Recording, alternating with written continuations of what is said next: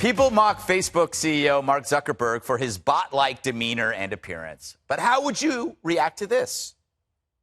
In your ongoing dinner parties with far-right figures, some of who advance the conspiracy theory that white supremacy is a hoax, did you discuss so-called social media bias against conservatives, and do you believe there is a bias?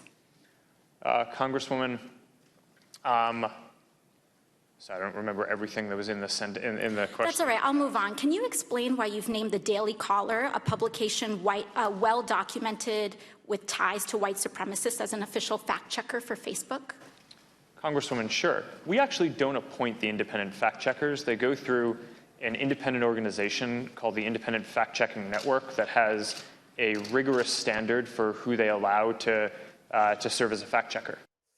What a contrast between showboating for clicks and basic politeness. At least Facebook's AI has some eye. Remember, while Zuckerberg created a company that employs thousands, AOC prevented Amazon from employing thousands in a city that she represents. Zuckerberg's big question is, how do I connect a billion people? Hers is, how did I do on TV? It gets worse.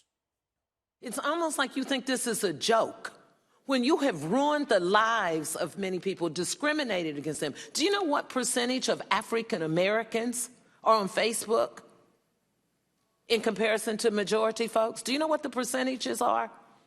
People using the Facebook? Yes. Do you know what the percentages are for African Americans?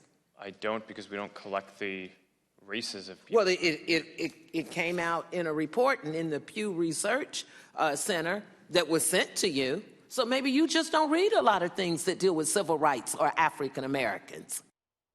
So where are all the fact checkers in this? The journalistic showboats holding these politicians accountable when they create phony smears. I guess Brian Stelter is busy spell checking Trump's tweets. My favorite, take it away, Al.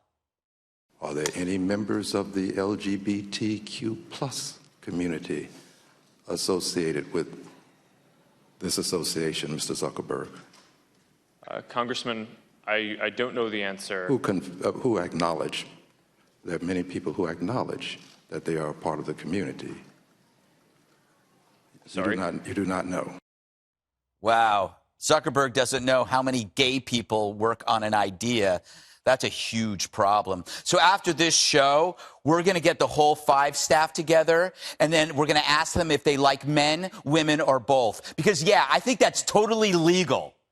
Fact is, nobody in that room will ever do more to help more people than the geeky guy they slimed with idiotic questions. It's pure scapegoating. Still unable to accept blame for 2016, they find a sacrificial piñata and beat the stuffing out of it. In their home turf, where they hold the gavels, they made Zuck into a straw man and set fire to him. I have no idea what Zuckerberg's politics are, but after that hearing, I know what they should be. He should despise big government and its enablers. He should cling to free markets and free minds and never take these clowns seriously again. Maybe he should stop being so polite. They want to destroy you, Mark. Next time D.C. comes calling, let it go to voicemail. So, Dana, how do you grade his performance with this? I mean, handling it that calmly, faced with arrogance is pretending you know something that you know nothing about. And that was a lot of arrogance. And it went on for hours and hours, and he never lost his cool. I think that he's so exceedingly cautious with his words because, one, he doesn't want to offend people. Right. He also recognizes that he serves 2 billion customers. There are 2 billion people on Facebook. Those are people that are family and friends, people running businesses, people doing news, all sorts of different things. And anything that he says can move a market in a second, right? He talked about losing $100 billion in one day when they moved to the news tab, but that it was the right thing to do. When you ask him if he'll be polite in the future, so Washington, there are several factors coming together. One of them is the antitrust factor, with some people on Republicans and Democrats saying it's a monopoly and should be broken up. Right. You have to ask yourself, do you think Washington can handle things better than a private company? God, not after seeing that. One, how can she ask him or say with a plain, face, you've destroyed the lives of African Americans? How can you say that? Well, I think it's Bernice King, who is Dr. King's daughter, earlier this week after Zuckerberg spoke at Georgetown, and he cited Dr. King and said, You'd want minority opinions represented. She said, hey, you know what? It was political disinformation that led to his assassination. So I think that a lot of people would have problems. Here's the thing. Destroyed the lives. That's what she said. Well, here's what I think, Greg. I find this very curious that conservatives, for most of Facebook's life, have said, oh, you guys are biased against conservative content. But now, all of a sudden, they're defending Zuckerberg. Why is that? Because he will let Trump do whatever he wants. He will not check political lies on political ads, and he says it's free speech issue. The simple solution, I've said this before, why is he taking political ads? If he doesn't want to stop the lies and the hatred on Facebook, he should say, look, I don't need political ads. That's a great way to hurt minorities. No, yeah, it's there you not. go.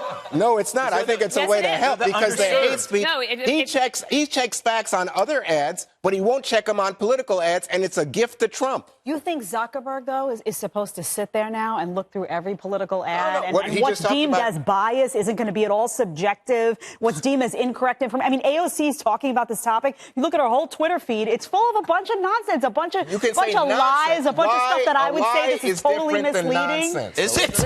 And he's being defended, Juan, because this is harassment. This guy went in there to answer some questions, and he got abused, and he got harassed. They're asking him if he knows the race and sexual orientation of all of the people.